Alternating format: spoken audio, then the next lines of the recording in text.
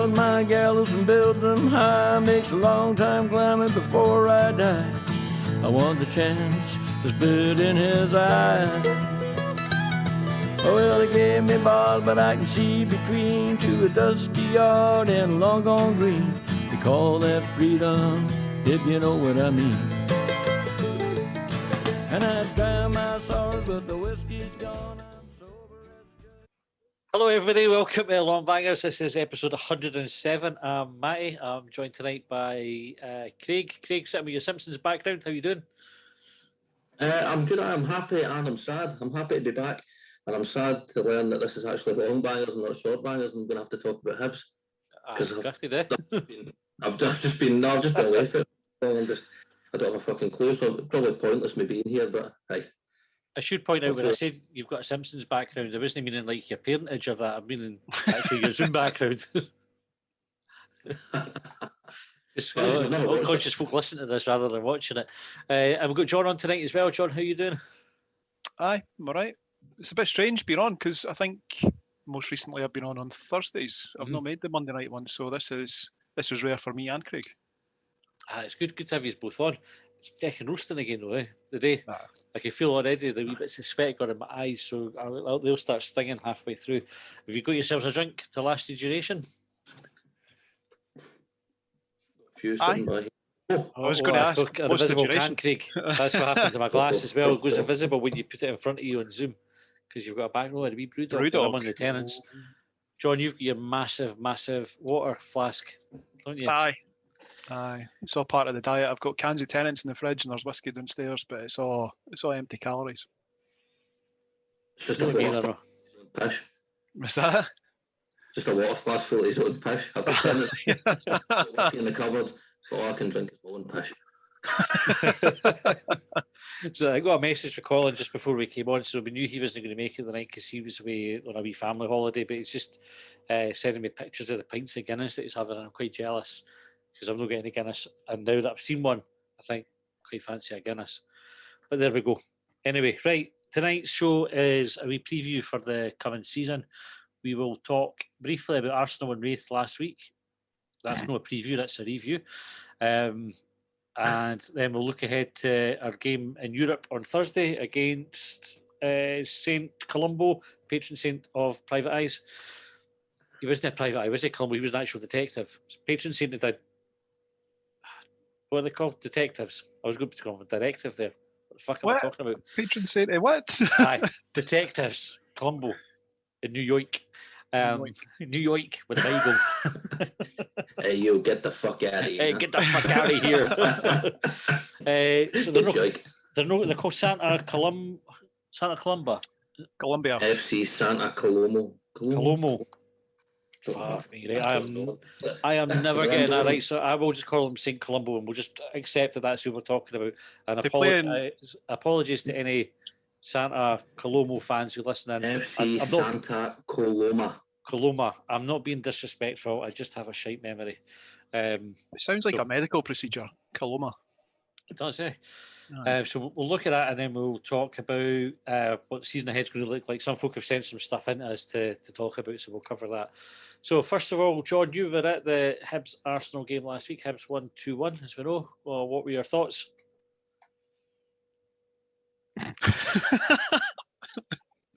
Oh shit! No, you need to listen to Longbangers to get my thoughts. Shortbangers. Shortbangers. Did I say Shortbangers or Longbangers there? What is it? What's in your flask, John? Is it water or? Do you know? I'm not even sure anymore. It was sitting in the back of the car for yesterday when I was out golfing, so it's maybe fermented or something in there. What did you think of the friendly against Arsenal? I thought Hibs looked good. I thought that we played more counter-attacking football. I thought it reminded me if we were playing against Rangers or Celtic, against a team who were going to have a lot more of the ball and we were going to try and hit them on the break.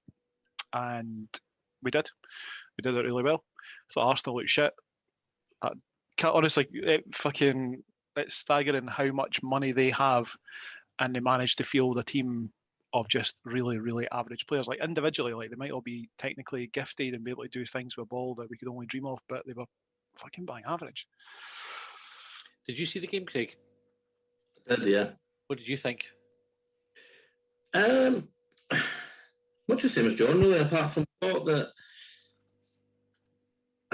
to be fair to Arsenal, which is a weird thing to say, it was obviously they'd only been back a week or whatever, like, you know what I mean? So I think the kind of the team cohesion maybe that John's kind of talking about there, they might not have had it because they've been away bevying for the past however many months.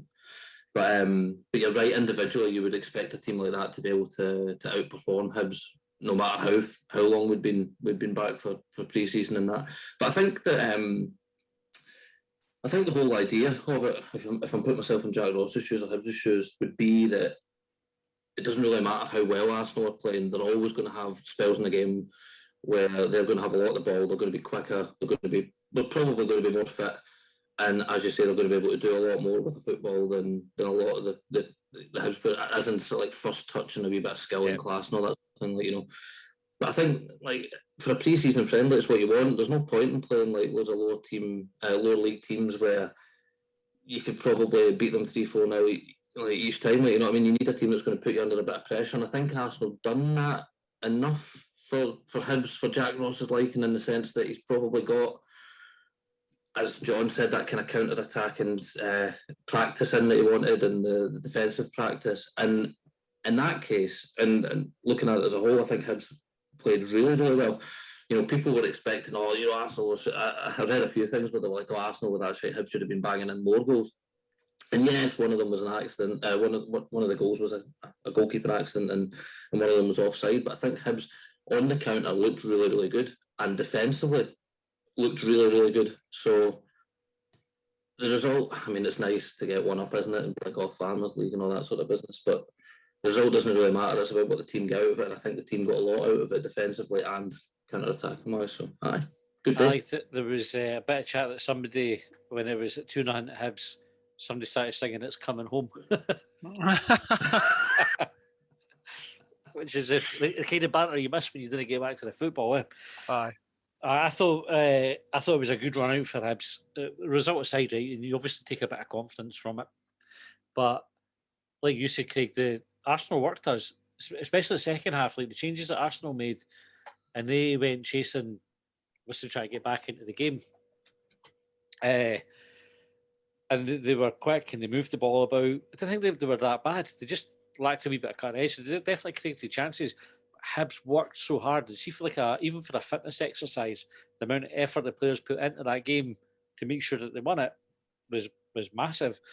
And I thought we looked dangerous going forward as well, which is what you want to see at this stage. The wee boy Bradley hitting the post. You know, he was unlucky there. That could have gone in. Boyle had a good shot. In fact, I actually thought Boyle looked right in the mood for it. At the level, he was up against good defenders, but he didn't look like he was intimidated by them at all. So I thought it was pretty encouraging. What about the Wraith game on Friday? Did either of you see much of that? Sorry, I know this is a podcast. We're sitting here shaking our heads. so the for the people watching at home, you're shaking their heads. The highlights were on YouTube, so I tried to watch the game live, but I don't know whether it was just like an issue I was having, but the stream was one of these ones where it was played for 3 or 4 seconds, froze, and then went super fast for a couple of seconds, and then just repeated all the way through. You kind of got wee intermittent spells where it worked perfect. So I didn't really see much of the first half because I was away with Josh at his work. And I came home and it was 3-1 already for the second half. But I thought Hibs moved the ball quite well. There was plenty of chances in the game. McGuinness, I think, was looking good from what I've seen. Got a great ball into Porteous's head for the first goal. He's a player I'm really looking forward to seeing this season, is McGuinness, and playing a bit more centrally, I think, as well. But again, 3-1 against Wraith, who are not a bad team. Good result to get. Got to be happy with that. For what you saw, did it look like Hibs were more on the front foot rather than playing counter-attacking? Because I think that was a wee bit of criticism last year, was that we were good at counter-attacking, but it was kind of like plan A, no plan B. Well, from what I saw, John, Hibs had the bulk of the possession and attacked. And we tried different ways of attacking. So, you know, through balls, long balls, going down the sides, going through the middle. I quite enjoyed what I watched. There was a bit of criticism online for Hibs' second half performance, but actually Jack Ross, I think, said he was much happier with how we did in the second half, despite not scoring any goals. than he was in the first half when we got to 3. So I suppose if you score 3 in the first half, do you really need to keep going for it second half? Or are you just trying to manage the game at that point? Well, I think it was the boys' testimonial as well. So you don't want to give them an absolute horsing, which is the other thing you've got to take into consideration. And I don't know whether how big a part that plays in these things, whether teams go. I think there's maybe like a wee bit of a gentleman's agreement where you get your 3 and then there's just sort of have a wee quiet word in each other's ear and say, "Aye, that's plenty." That's plenty. I think the other thing about it is as well is if you've gone out and you're winning 3-1 at half time, the whole point in friendly games is to, as you say, to try different styles of football, try different styles of attacking, also styles of defending.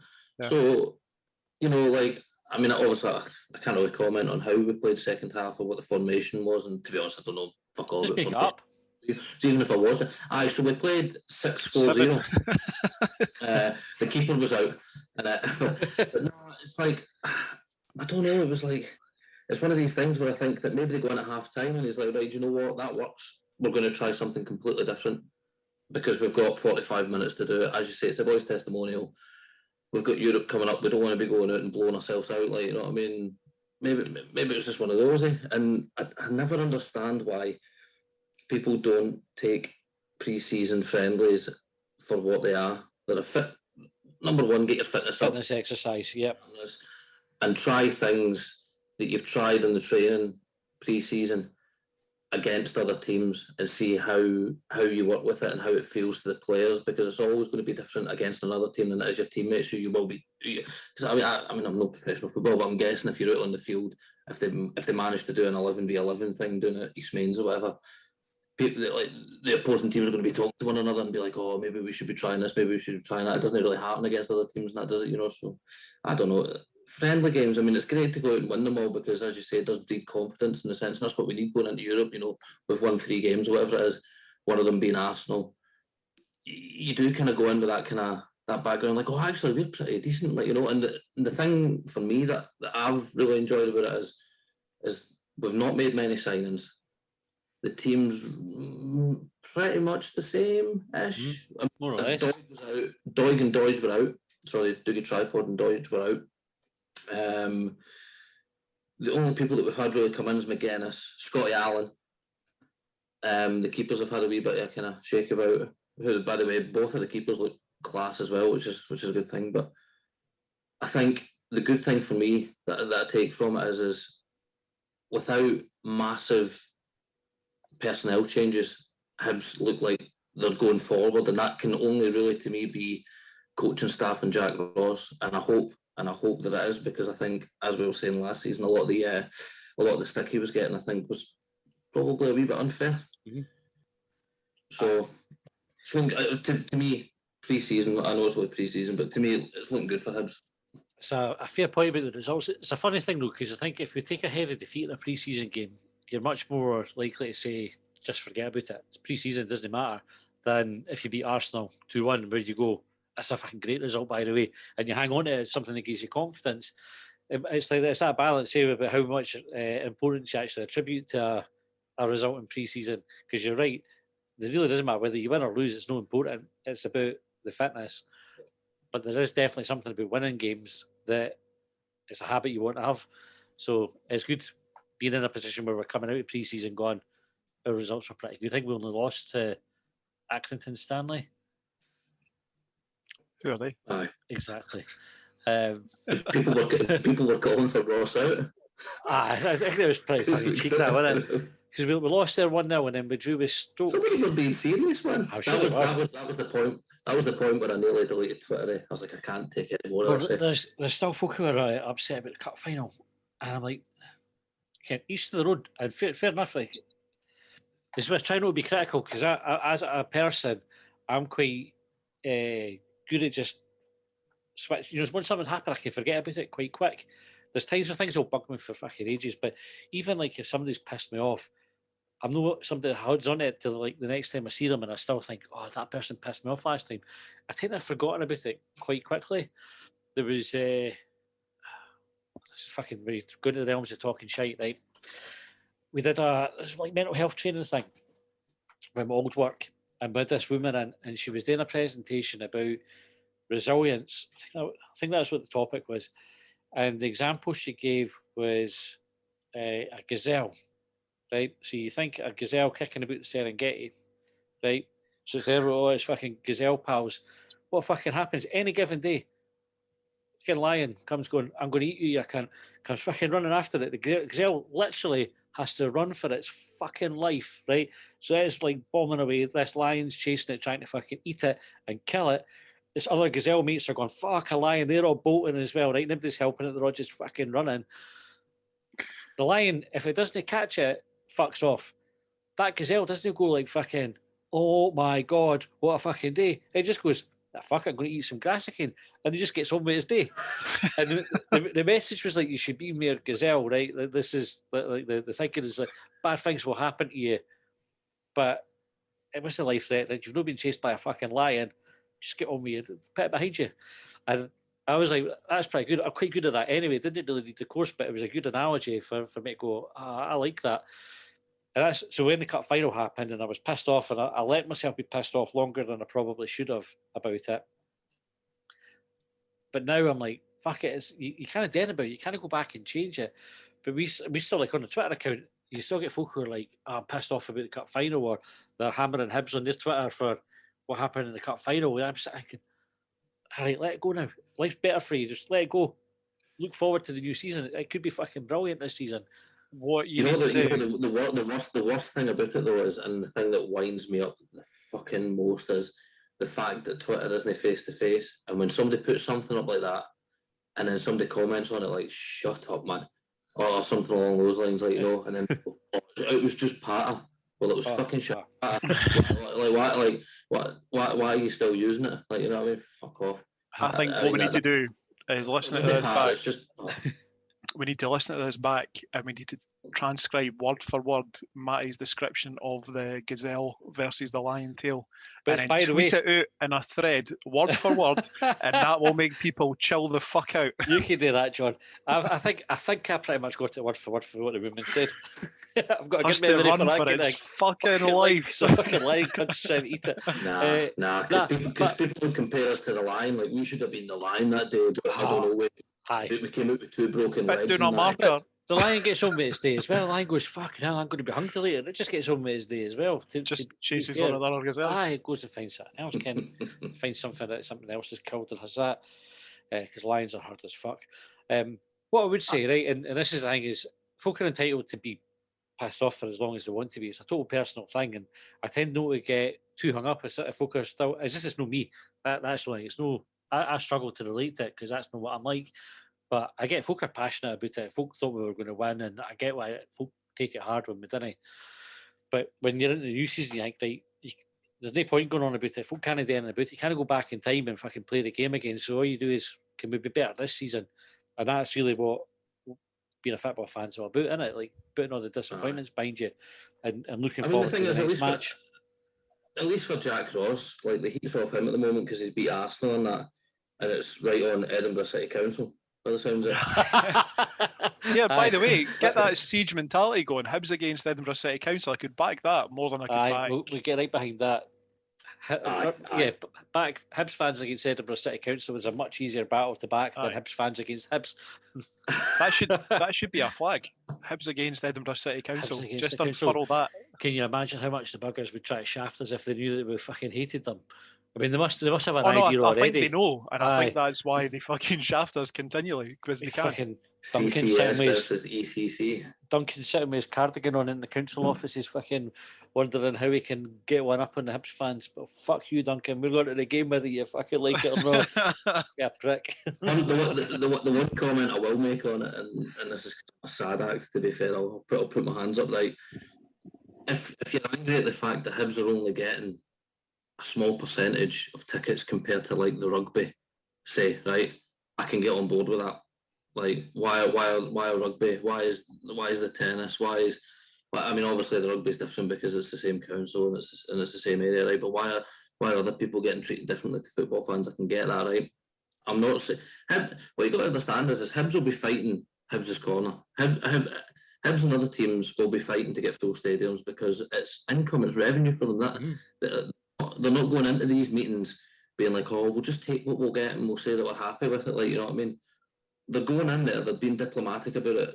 They'll try and fight for more. They won't get more, and they're probably getting told, listen, if you come out and you give us any shite, we'll just bin it.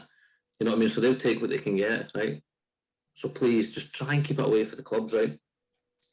But see if you're going to come out right and say, how come Aberdeen have got more seats than us? See if you do the maths, right? Their stadium holds 22,000, we hold 20 odd thousand. They've got 25% of seats. We've got 23%, right?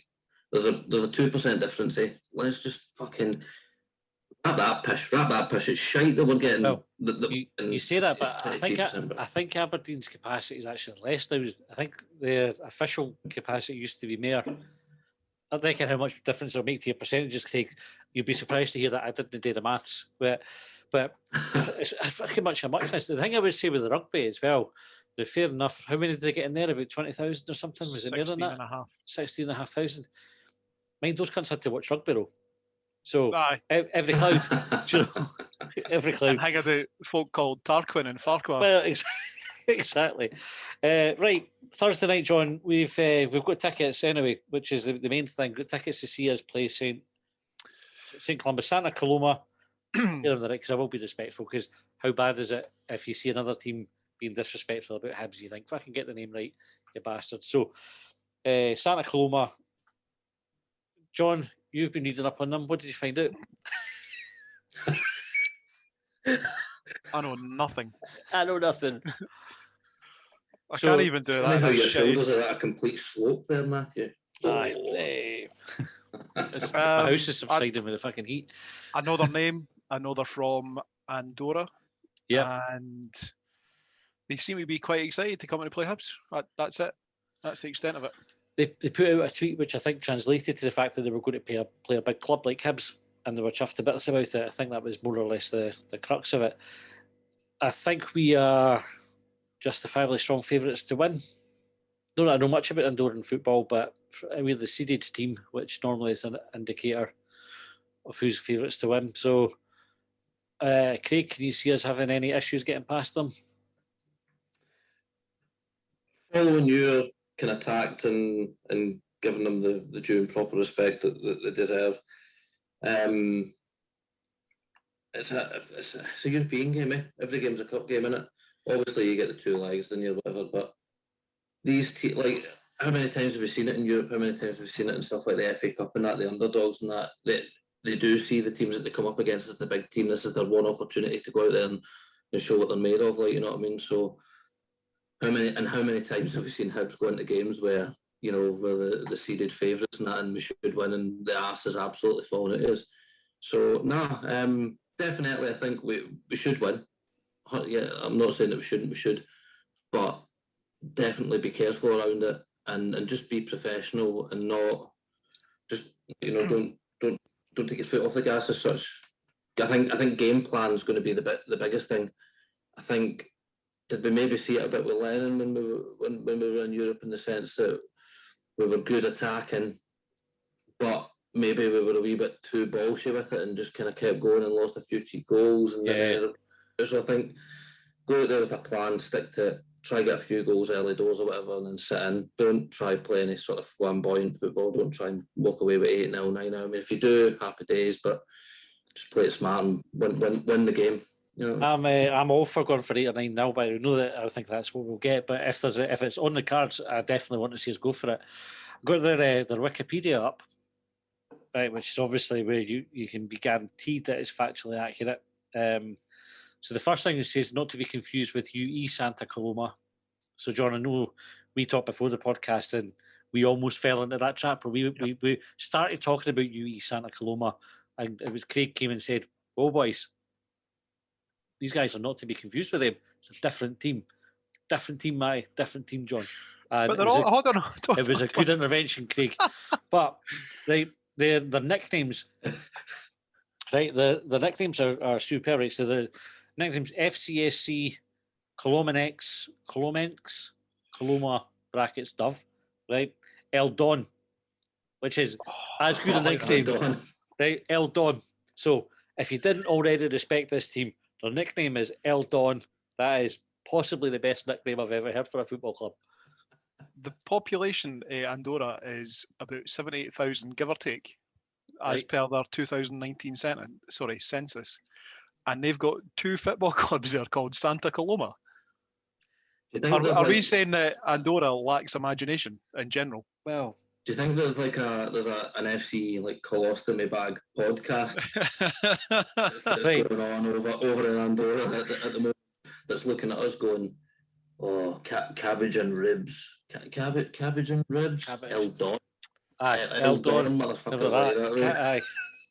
So Who the fuck are these kids? the record in Europe, right? They've got 2 unique achievements for an Andorran team in European competitions, which have so far never been repeated by any other Andorran team. So they're the only team from Andorra to win a match in any European competition, and the only team that did not concede a goal in a match in a European competition. Both of those feats were achieved on 3 occasions. The first match in the 2007-08 UEFA Cup qualifying round against Maccabi Tel Aviv, who are a decent team, heard of them, in which FC Santa Coloma won 1-0 at home. And then in the UEFA Champions League first qualifying round when they beat Banants of Armenia 1-0. And they also beat Valur of Iceland 1-0 in the Europa League qualifier in 2018-19.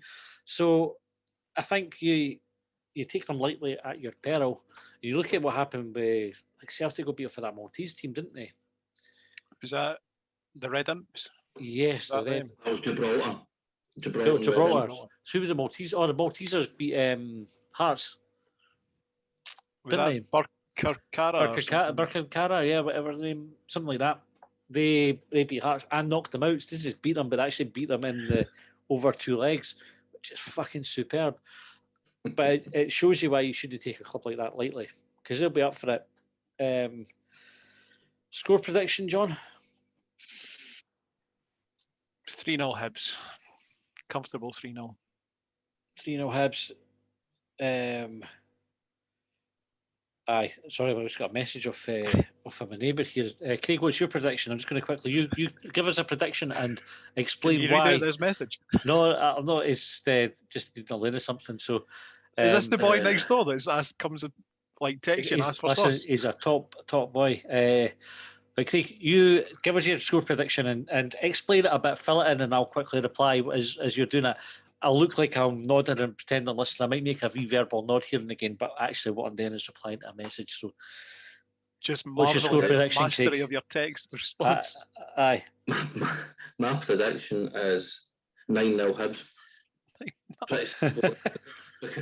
Because I said don't go for it.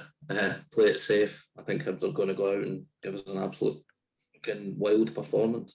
I might have a wee look and see if there's what the odds are for over 5 goals. It'd have to be ridiculous, What do you reckon the odds are for it, John? You looked it up? No. I was looking up, like, if there's 2 teams named St. Coloma, who is St. Coloma? And it might actually be St. Columba. And let me read this out, because I think you might find it interesting. St. The detectives, I fucking tell you. Just one more question.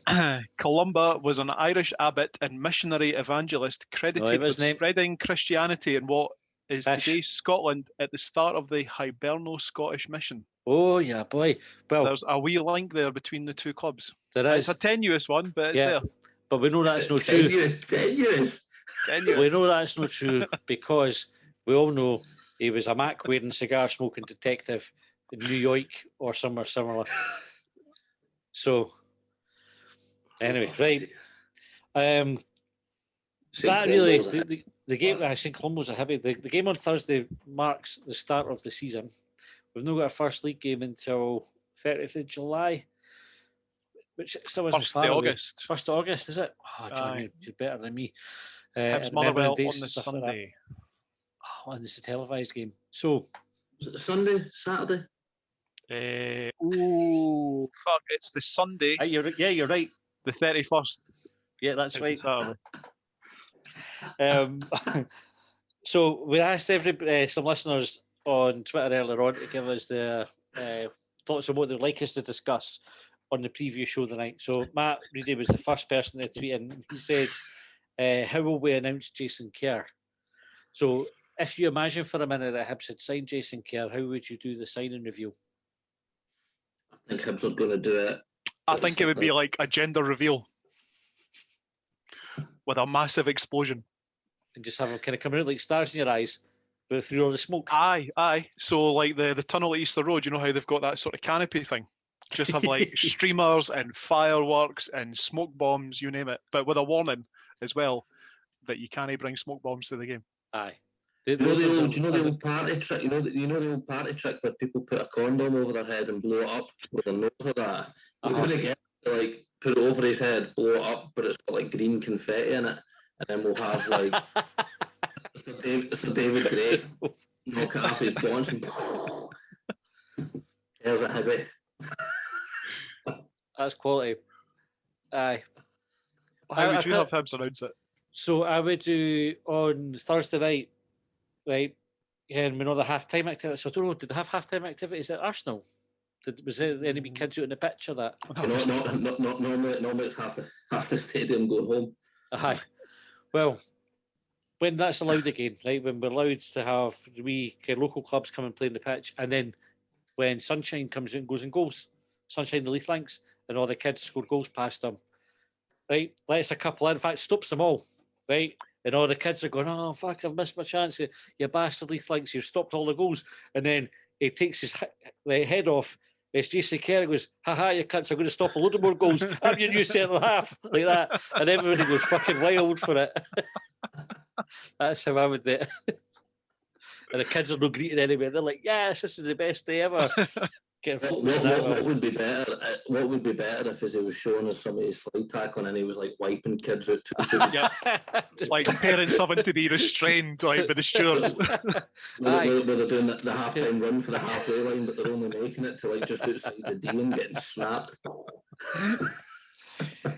Right, Leon said, what areas would we like to see Hibs improve on next season? Players that you think will be our standouts, and what young players you'd like to see integrated at the side. So first part of that was, which areas would you like to see Hibs improve on? So where do you think we need the most attention? Toilet paper. 3-ply. Triple ply. You can't say anything. You were at Easter there. I know, but I'm going to make a point on Thursday just for you, Craig. I might say the shite. I was going to say I'll live tweet it, but I deleted Twitter. I'll phone you. Do me a favour, George. See, when you go into the toilet and you shut the cubicle behind you, put the sax bit of Careless Whisper on your phone so it plays loud like that, and just walk out, just looking all happy with yourself once you're done. Okay. Thanks. Craig, I don't care if you're sitting still or if your Zoom's frozen. I think Zoom's frozen. Do you know, can we just admire his wee bit facial hair for a second? It looks like he's grown a cracking beard. Do you know, I had a dream, right? So you can see if anybody's watching it, I can't grow a beard, right? I last shaved at the same time as I had my hair cut, right? Which was nearly 4 weeks ago, right? And I had a dream that I was explaining to somebody that I didn't have facial hair, I had spatial hair because there were spaces between our ears, like it's all patchy. And this is a genuine fucking dream. I just remembered it now when you mentioned about Craig's. I was like, fucking hell, that happened. I woke up chuckling away to myself because it was a conversation where I was saying, yeah, not facial hair, spatial hair. That's, if that isn't already like in common usage, it should be. It should be. I have spatial hair. I try and grow a beard, but it just comes in like you say. It's all patchy. It's all fucking shit. It's like a it's like a stereotypical American hobo. Like I wouldn't be out of place with like a bamboo and my belongings and a hanky on the back. And it was wee red polka dot hanky. Yeah, that's my beard. So I shaved recently. Just got rid of the shitey pubes. I bet you grow a better beard than I can, though. I've got one of these things. Like, so I think it's maybe Gillette or Wilkinson sword. Do a razor, and on one end there's like a wee beard trimmer, which is like a mini set of clippers. Is that the one that you put the battery in? Yeah. I know the Gillette do one of them. So what I normally do is I very rarely just like do like a proper like wet shave, but I'll do that and do like stuff a number one. So it stays at kind of stubble length most of the time, except I've not done that for fucking Because you've gone for the George Michael, okay?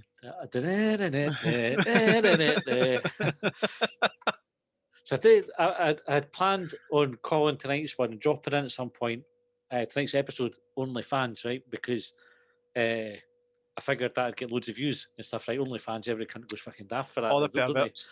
All the perverts. But now I'm thinking I might call it, either Careless Whisper or Spatial Hair. Spatial Hair. Aye. I might use How are you spelling it? it? With a T or with a C? Oh, it would need to be with a T, wouldn't it? Aye. Is spatial even a fucking word? I don't know, it could be. Did we not make up words earlier? Well, I think we thought we maybe did, but I think they did actually exist. Spatial awareness, of course it's a word. And it's with a T, yeah. But it doesn't mean that things are spaced out, it just means like the area around you, etc. So, spatial here, right. What areas would you like to focus on other than 3-ply bog roll and the cubicles?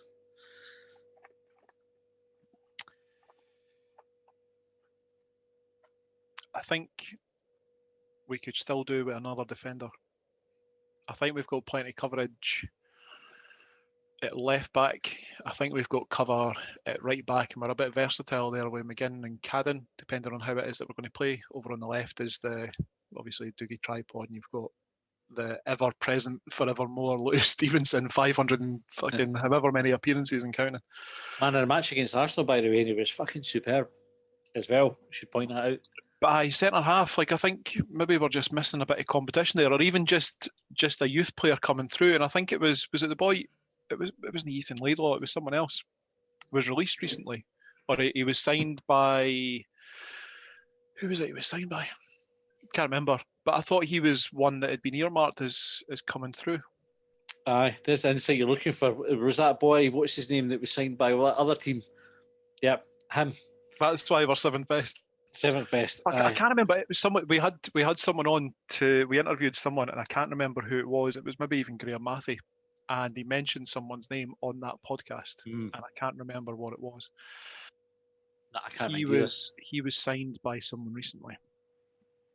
Well, I'm not actually making this any better, am I? I still can't remember the name. Just a different way of saying it, but that's all right. We'll take that. Craig, where do you think we need to focus improvements for this season? I'd like another striker. I don't know. Striker on the centre back. I think we're pretty topped up with midfielders now. Aye, I'm striker centre back. Let's move on. Aye. I don't know who. I just I've not been, as I said, I've not really been keeping up on it. But I think up front we could do with another one to kind of help Doige out of time. I think he goes through spells. He goes through like short periods of the season where he'll score a lot and kind of dry spells. So I think up there. Maybe somebody to help out. I mean, is Gullen still there? Gullen's back. Gullen's back, yeah. So maybe he might get more of a chance. I don't know. Maybe somebody in there fighting for a position, because Nisbet, I would guess, is probably going to go either next window or at the end of the season. So like somebody early to. Here's a thing. Longbangers exclusive, is it? No, but somebody. Depends how much you read into these things. Somebody saying, I can't remember who it was, so apologies if you listen and I've not given you the credit. It's because I didn't pay enough attention at the time. Somebody messaged Nisbet on Instagram and said, Kevin, like this if you're not moving this window. And he liked it. So, read into that what you fucking want. He might be a massive troll. That's kind of guy would do. Fucking like that as I'm signing my contract at fucking Newcastle or whatever. So I'm not convinced we're going to see players go out. I think we would have seen that movement happen already, or we're waiting to see what happens with the European games because the window's still got a bit to go after that. So I think what the thing is just went in there. What's his name? Was it Tom J? Is it James? Tom James? Yeah. He went to. And he just went to. Aye. But I think you're right with like big players. I don't think any are going to go this window. But what I was thinking was, Nisbet he will go at some point. I think he's good enough to go and move on. I think Hibs are trying to hold on to him to get as much out of him as possible and probably get more money out of him, which is better. Like, I think Ron Gordon said as much. We weren't going to be that kind of seller when we needed to keep people. But I would like to see somebody else coming in fighting for positions, maybe knowing that he's going to go, whether it be next window or next season. And then centre back, just because I'm kind of on the same page as John. I like Hanlon, but again, he's getting to that age where he's going to need replaced, and I'd like to see fresh legs in there.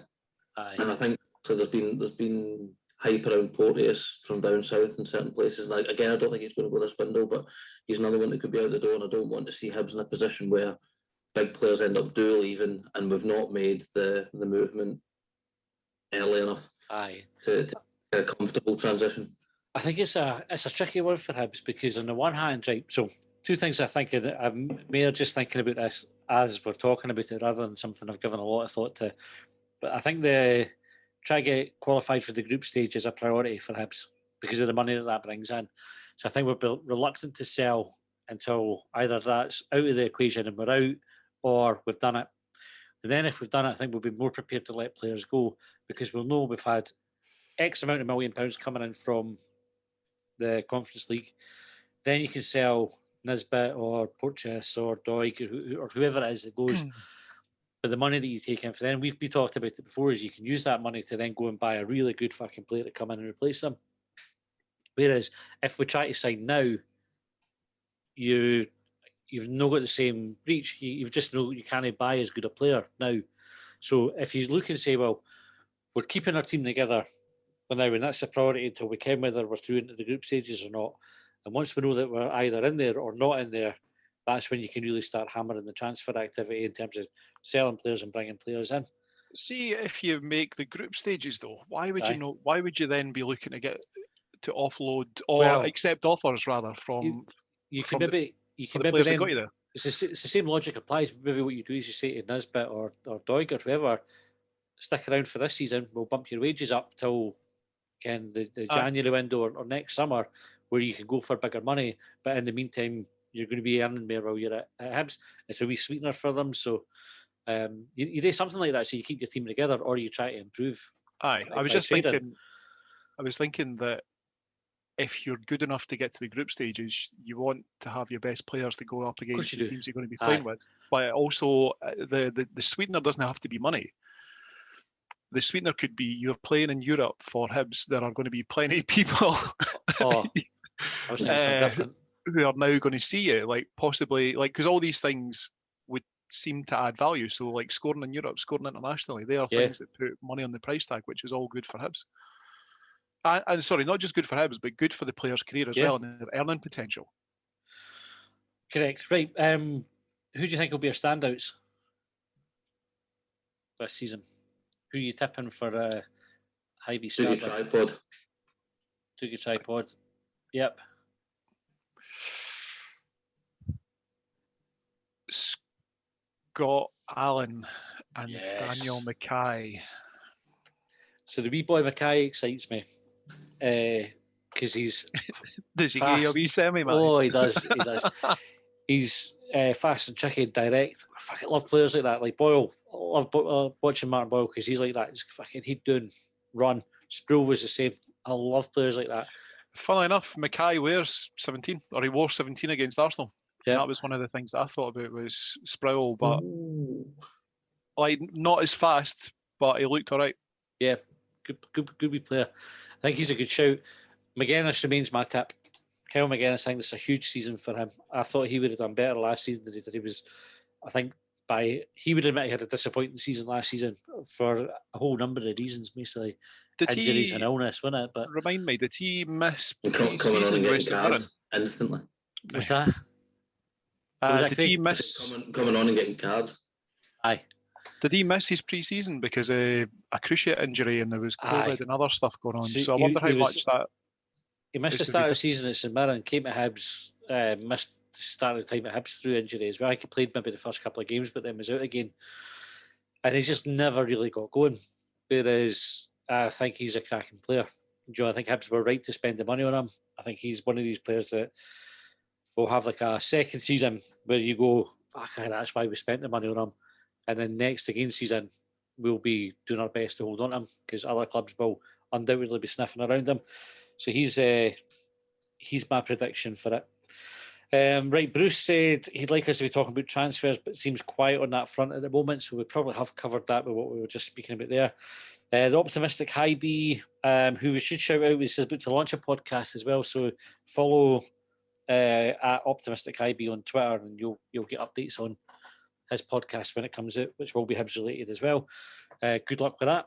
McGinn versus Cadden, he asked. Who would you prefer to play? Oh. What are they playing? Football, mate. Football. Always the same. Always the same. I would like to see McGinn play regularly. I like the idea of Cadden coming on and changing the game. I think for your big games, you want to be sticking with McGinn. I think he's had a good season. He's somebody that you can rely on. Steady at the back. Maybe not as good going forward as Cadden, perhaps, but I think Cadden's the type of player that you like to see playing. And again, like, I'm not going to name any team names because we could be sitting at the bottom, but when you're playing teams after a while that are sitting lower in the league, I'd like to see Cadden starting because you're maybe expecting to have a wee bit more of the ball and him going forward, and that can create things. But I think start 11, I think, for myself anyway, McGinn takes it. What about you, John? It just occurred to me there that with Europe, on the horizon for us and who we're going to be playing, assuming that we go a little bit further, we're going to be playing hopefully in multiple competitions. Yep. So it might not even just be a case of who do we want as the starter. It could be McGinn for the league, and it could be Cadden for Europe, or vice versa. Like, we're going to need that squad depth. So maybe we should get away from who's the strongest starting 11 and start thinking more about where we're actually competing and who we're competing against. It's a good point. I actually think I think Colin made the point weeks back when we were talking about how this season would be, and that very thing that it's going to be harder to repeat what we did this season, or the season just passed, where we drew cup semi-final, cup final, third in the league, which is pretty good going, right? Obviously, notwithstanding the disappointing and not winning the cup. It's not an achievement, Matthew. But it's still, there's only two teams got to the fucking final, right? We were one of them. So, notwithstanding that we did with the tickets that we got. Notwithstanding that we didn't win the fucking thing, right? Which we were all justifiably disappointed with. To have the same season again when you chuck in European competition, if we get into the group stages, particularly where you're then going, you had numerous weeks where you're Thursday night, Sunday, midweek games in amongst that all as well. You need the big squad, because the squad that we have, or the squad that we had last season, wouldn't be big enough to cope with that. I don't think. I think we would have run out of steam based on how few players we had. So you look at the strikers, we had Nisbet or Deutsch were playing most weeks, but there wasn't really anybody knocking on the door. Gullen to an extent, but nobody really else to come in a forward position. Boyle, if you want to take him out of position, would play up front. The centre halves as well, relying on Poacher's Hanlon and McGregor, or slotting McGinn in. So having players so we've got a bigger squad. And even if you look at Gogic, right? So Gogic is one of these players that gets overlooked, but we only really have Gogic that can play the Gogic role in the team.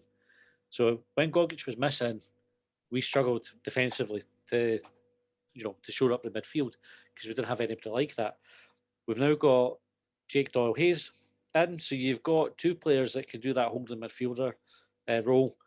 So your squad's immediately better. So when we're stretched and Gogic is suspended or injured, you've got somebody else that can come in, or vice versa. Maybe it's. I like how you went to suspended first there. Well, that's the first one you think, because you look at Gogic thinking, that cunt's not getting fucking injured. Look at him, he's like an absolute rock. So, do you think he's like, who was the boy? Was it if I could forget the actor's name, but it was the policeman Terminator 2. Do you think that's what he's made of, liquid metal? Oh, aye. I wouldn't be surprised. You can tell by the fact that he wears his shin. His shin pads are like an elastoplast. I think that's pretty much all his shin pads are. It's just that I was stuck a fucking elastoplast on my shin just to meet the criteria, but I really didn't need them. But what I'm going to do is roll my socks down dead low so that everybody knows it. And even though they're going to kick me on the shin because I'm made of liquid metal, it doesn't matter. I'll just reform it after it. So I think you're probably onto something there, John. But the point I'm making anyway, that squad size, but you're right, but you're talking about Cadden and McGinn, we've got decent cover in almost every position. There's still a couple that are light, and we will definitely need them all. So you're probably right, Craig, in saying that it's not really about, or John, you were saying it, not really about McGinn or Cadden, but both of them are going to have an important role to play in the season. Yeah. We might even see more players like Gullen starting, Bradley starting, McGuinness starting. Yeah. But actually, I forgot about Jake Doyle-Hayes for a second there when you were talking about other people playing the go-get role. You might even find McGuinness in there, or McGuinness playing the Joe Newell role, like just to keep that continuity of how the team plays throughout League Cup, Scottish Cup, League, and hopefully Europe as well. Yeah. But it's a good point, because I think if you were to try and, if you had a favoured starting 11, I think it's hard to choose between McGinn and Cadden. McGinn had a great season last season, but Cadden's a cracking player. So you're either adjusting your formation to accommodate them both, and then what happens to Martin Boyle if you do that, or one of them doesn't play. It's a tricky one, but a good headache for the manager to have. Dave Armstrong, he asked about squad rotation, should we make the group stages, which I suppose what we've just been talking about there, so I hope we've covered that for you, Dave. If not, we don't apologise. We'll move. But we're going to move on. But that's a good point. The whole squad rotation thing, I think, is really going to be really important this season, as we said. Gary Duffy said kids that will hopefully break through. So, of your limited knowledge of the youngsters at Hibs, who do you think's going to knock on the door of the first team this season? Who's going to be the next Duke of Tripod?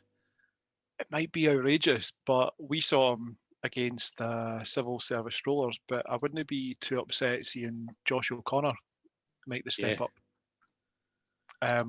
Based on what we saw, and respective opposition taken into account in that, you've got to imagine that there's going to be a point where you need to kind of bump him up a little bit and see how he gets on there.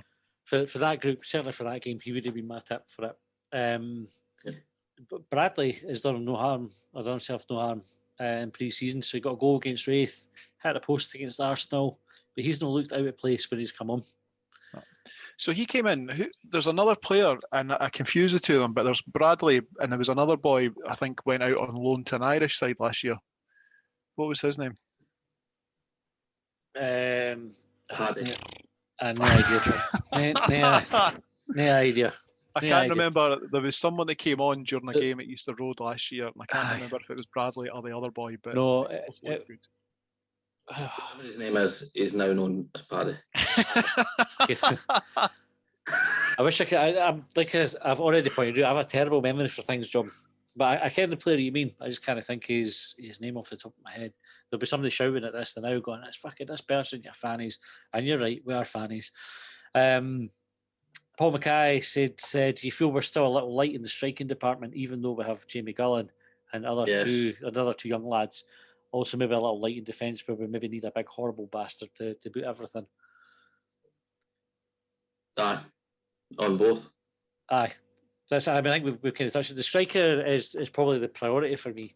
I think when you look at our defensive record, and this is like an unpopular opinion, isn't it? But if you look at our defensive record last season, Hanlon and Porteous done all right. Certainly good enough for a team that finished third. I think it goes back to your previous argument about Europe and the league. Yeah, you're right. And an amount of people, I don't think. I mean, let me think about it. We've got Porteous, Hanlon, and McGregor, two of which are of the older generation when it comes to football in terms. I don't know how well we'd be able to rotate three if we're playing a lot of Thursday Sundays. Yeah. Yeah, you're probably. I think what you really want as well is somebody knocking on the door, Porteous and Hanlon, to say, "I'm better than you, and I'm coming for your place in the team." which I don't think we have at the moment. I think that's, you look at the impact Josh Doig on Lewis Stevenson. Stevenson had to up his game. So whenever Lewis came into the team last season, he had to play really, really well. Otherwise, he was going to get outshone by this youngster. The midfield, probably the same argument, is that most of the midfielders had somebody competing for their place last season. Centre halves didn't have that. And that's not a healthy thing for a club. So you want, whether that's Kerr or Picard, St Johnson or whoever else we're looking at, I think that's what you want, somebody to come in for Hanlon and Porteous to be going, do you know what, my place isn't guaranteed here, I need to get a... No, I think they're complacent, but I think there's definitely a different dynamic to how a player plays when they've got somebody competing for their place. Well, there's another point then. Who are other left backs? Doig and Stevenson, is that it? Aye, Doig and Stevenson. Sean Mackey as well, but I think he's broken again, isn't he? In a moon boot. Is he broken, is he? Well, there you go. Maybe there's another conundrum. Because as much as we are, I don't know, champions of Dougie Tripod, again, Thursday, Sunday games, one wee niggle, one wee injury, like, you know what I mean? How long can you expect Lewis to play a lot of games? Forever, aye. I mean, he's in fine nick, isn't he? Don't get me wrong. I'm not saying that he's not a good player. That he's brilliant. He always has been, like, you know, and he will always be that kind of that fallback option for Hibs. However, if you're playing more games, your fallback option sometimes becomes more than a fallback option. Nice, your first pick, and you know what to be in that situation. Yeah, it's a fair point, mate. Fair point. You might be in, but I don't know the extent of Mackey's injury.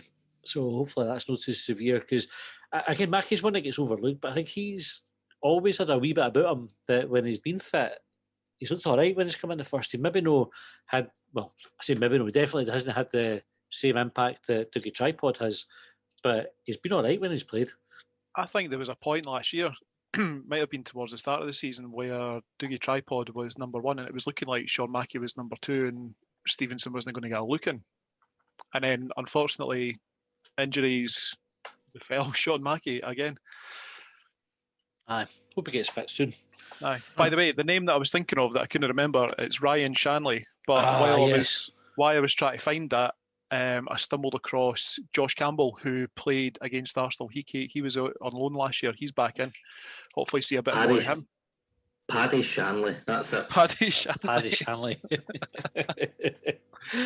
And also, we saw him play against the other boy that played against Civil Service Strollers was Dino Leddy. I think he might be potential for a centre half to come through. Looks like a strapping young man. Aye, big laddie. How do you think Jack Ross goes about filling the void vacated by Tom James leaving?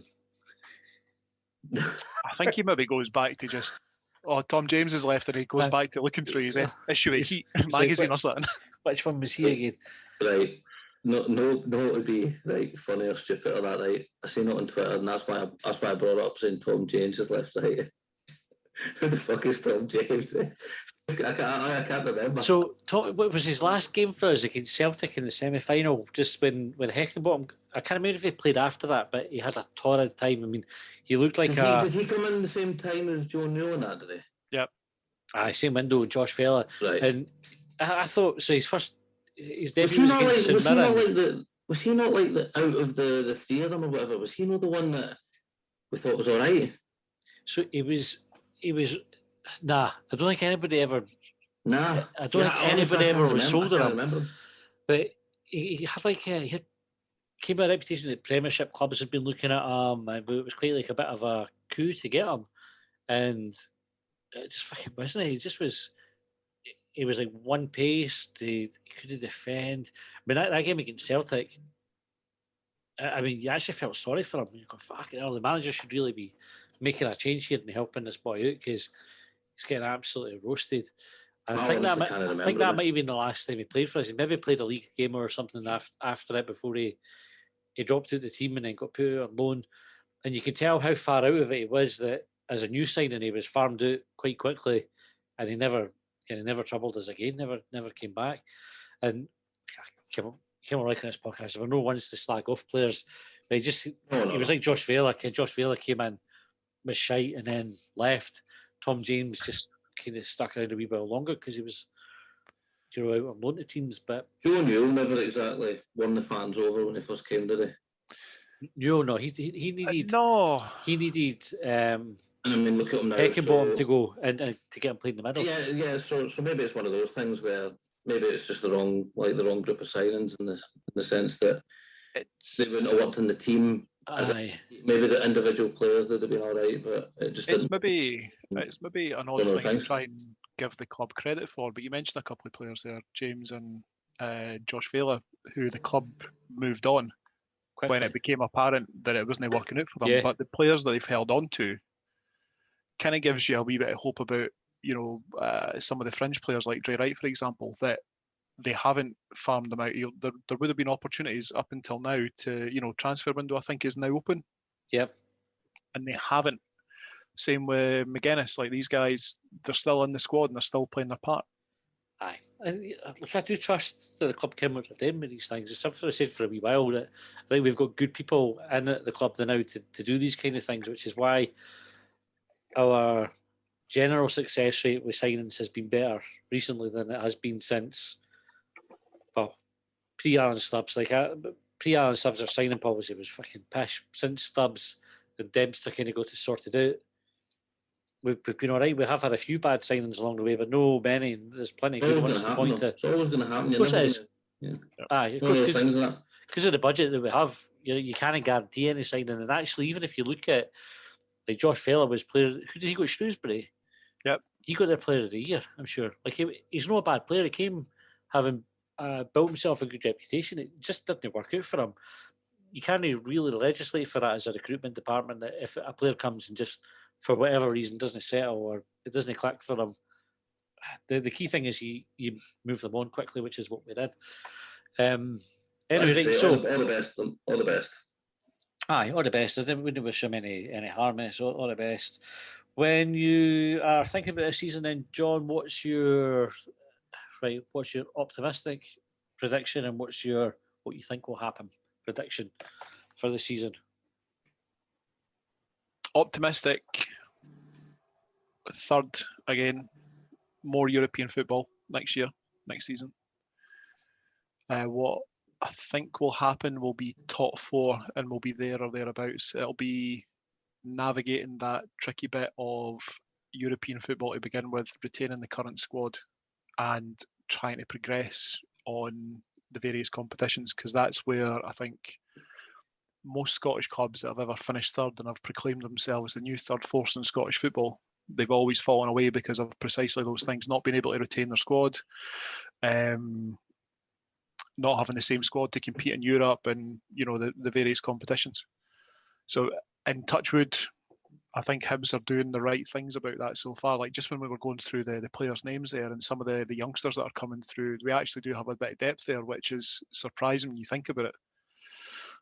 So I think there's a plan there. Like, even when you were just talking before about transfer policy, signings and whatnot. Like, we had the boy, what was his name?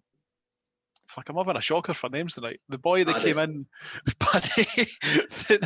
the boy that came in with Terry Butcher, that was doing the scouting, that was doing the fucking goalkeeper, Steve Marcella, the super scout. Aye, sleeping in the back of his Mondeo. Like, how the fuck was that ever a thing at a professional football club? But he was called a super scout, right? But do you think he was just a jakey? It was like fucking his missus has bombed him out, and he's sleeping in his car was a fucking normal event for him. Terry Butcher's pal or something, like, I don't know. But anyway, that's in the past. I'm a better place now, and I think that's why I've got a lot of trust in what the club are doing, just in different wee things that we've talked about throughout the podcast. What would you, Craig? Optimistic predictions and realistic one? Optimistic. Second. I don't. And the reason I'm saying, obviously it's optimistic, but the reason I'm saying that is I can see Rangers kicking on from the season that they've had. I think they've made some decent signings. Gerrard and that doesn't seem to be moving anywhere, so I think they're pretty stable, so I think they're going to have another good season. I don't know anything about this guy with a weird name, the new Celtic man. Big and I don't know how he's going to settle to Scottish football. Australian Paddy. Aye, Australian back. He was slated the Celtic squad in his press conference today. He was like complaining about their fitness and they hadn't signed the players that he wanted to. They hadn't signed the players that he wanted to. And you wonder if there's no. I'm stealing this from my son Josh, by the way. He says he's the Australian Lennon. That's who they've signed. Because that is the sort of thing that Lennon would do. It's fucking players are all bastards. Well, the other reason that I kind of said optimistic second was, by the sounds of it, and from what I've been reading from journals and all that, he's gone for the jugular early with the Celtic board.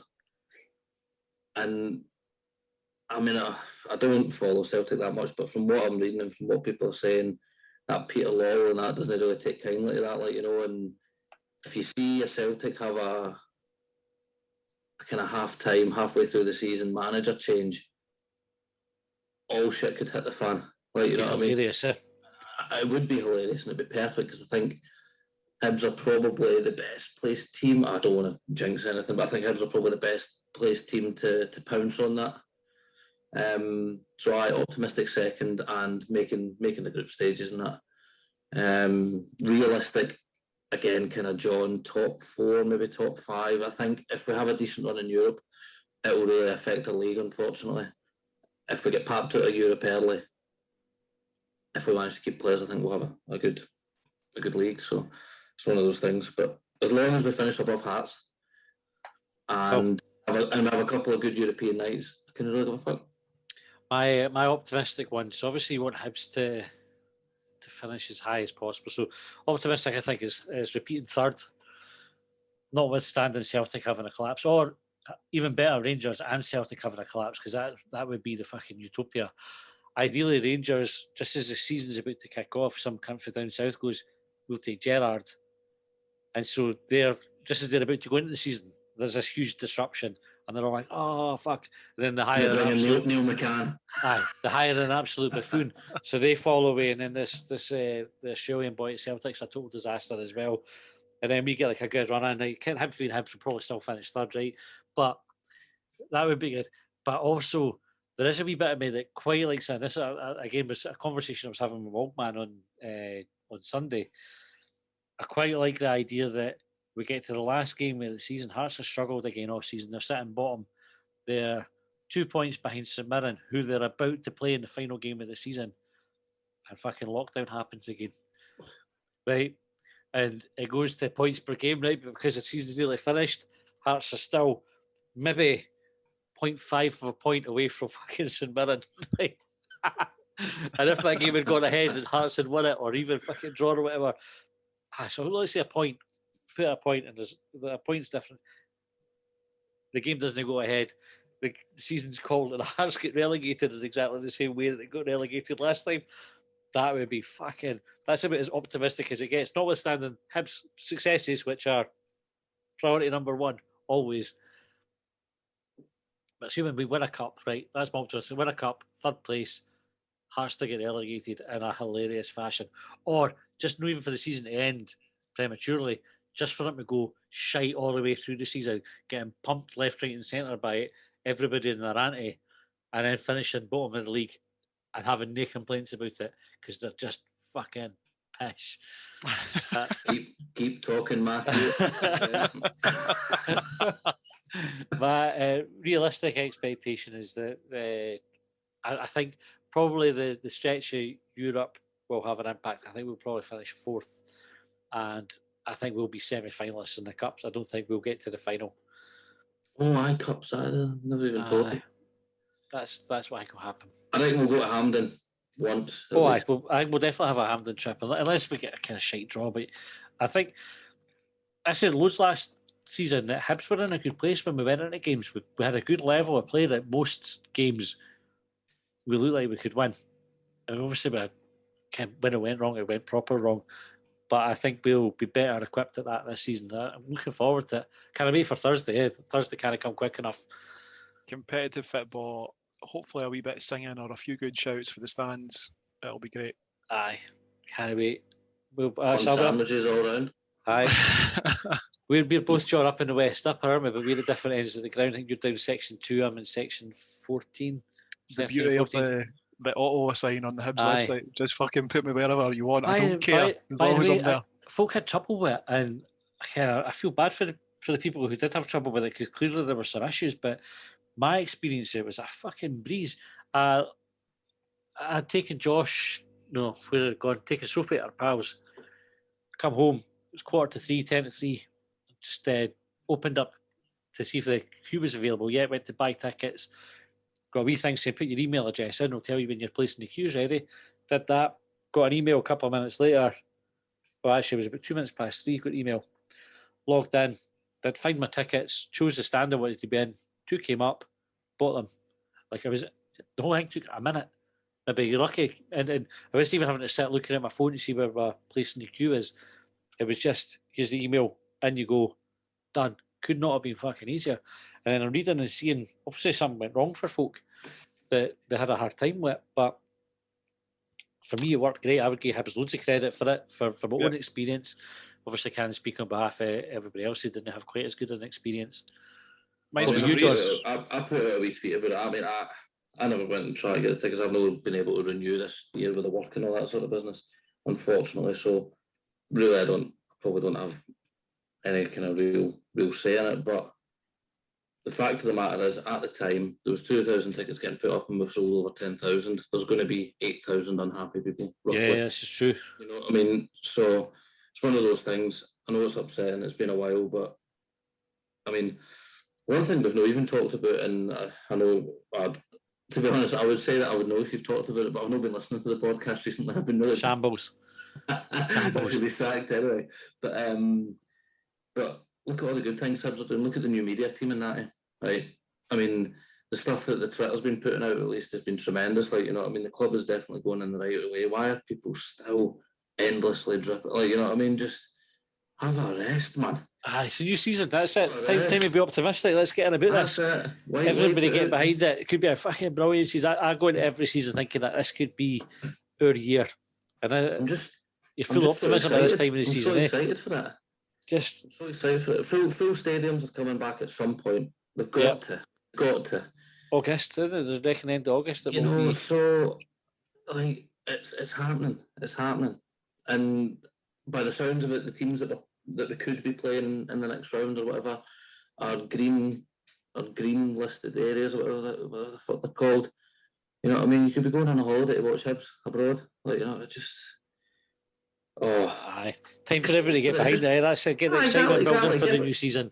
Get behind it and stop fucking dripping, man. Aye, I'm all for that. I can have a moan when it's warranted, but now's the time. Let's get right behind the fucking club. Let's go and have a good season.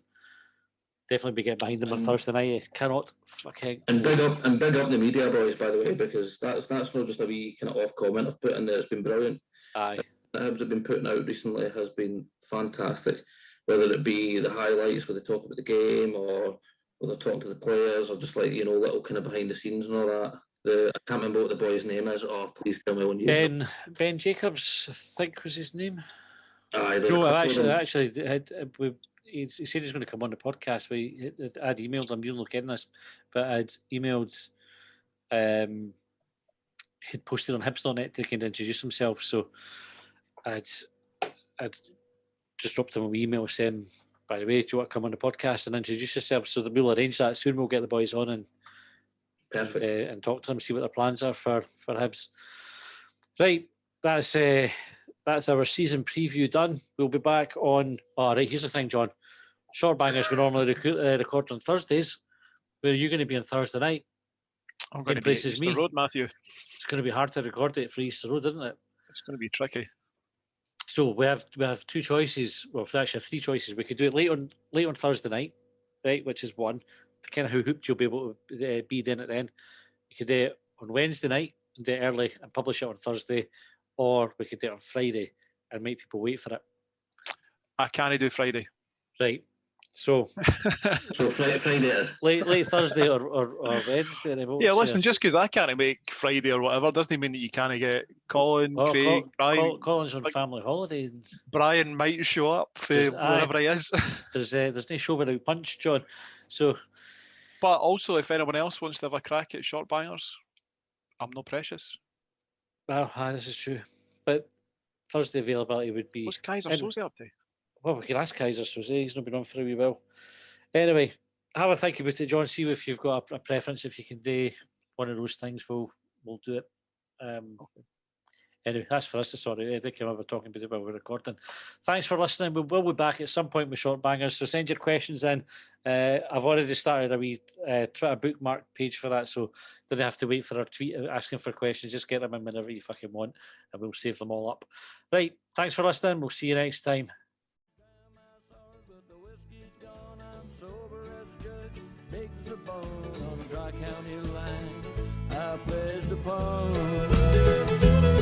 Well, they trailed me down when I broke free. I drank all the whiskey in Tennessee. I don't drink water, no.